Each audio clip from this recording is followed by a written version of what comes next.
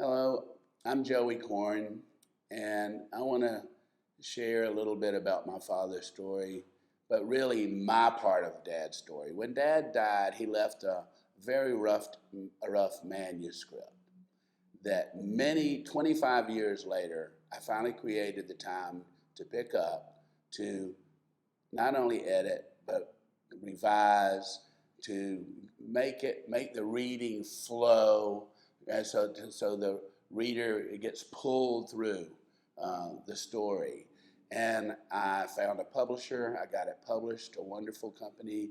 Had a wonderful editor, Suzanne Bill, and Suzanne she wanted everything as much as possible in my dad's original words, many of which I had changed. And but the only part that she omitted from the book that I had it when I had it prepared was my own part of the story. But this part she left in, and I want to read it to you. This is in the afterword. I was only 19 when I learned that my father was dying of a rare and incurable disease. The doctors couldn't tell us much about the illness. At first, they thought it was tuberculosis, possibly a carryover from his days in concentration camps, but that was soon ruled out. Finally, they called it Diffuse Pulmonary Interstitial Fibrosis, simply a description of the symptoms.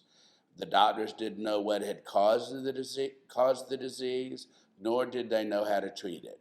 All they could tell us that he would die of suffocation very soon.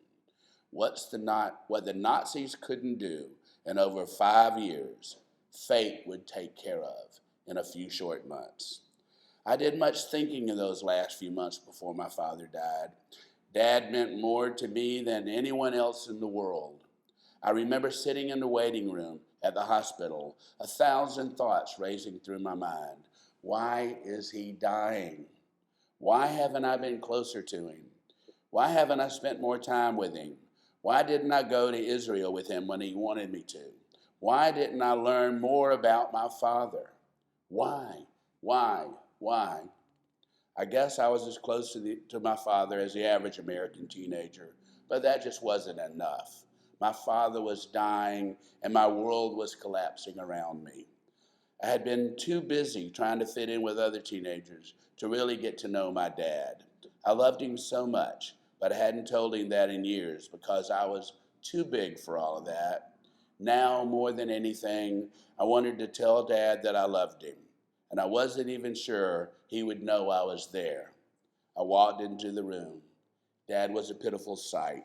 Under an oxygen tent, his body was extremely thin, with tubes sticking in his arms, his chest, and his nose. He had cuts all over from the many biopsies the doctors had performed to study the disease.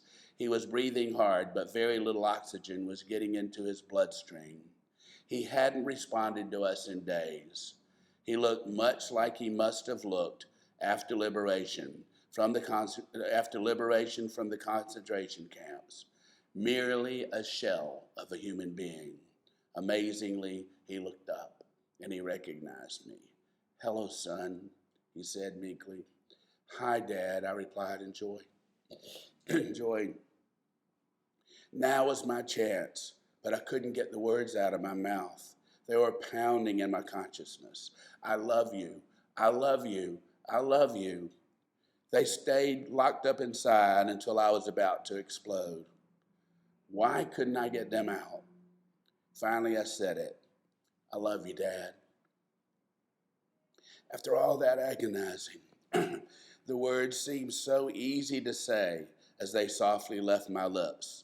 Those little words can mean so much. He heard and he understood. "I love you too, son," he whispered as he squeezed my hand and looked at me through the transparent wall of the oxygen tent. That moment felt so good. He died a few hours later. There were a million things I had wished I had said to him and done with him. At least I had told him that I loved him.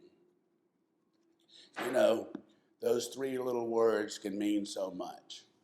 You know, we tend to think that, take it for granted, that we love our family and they love us and that they know we love them.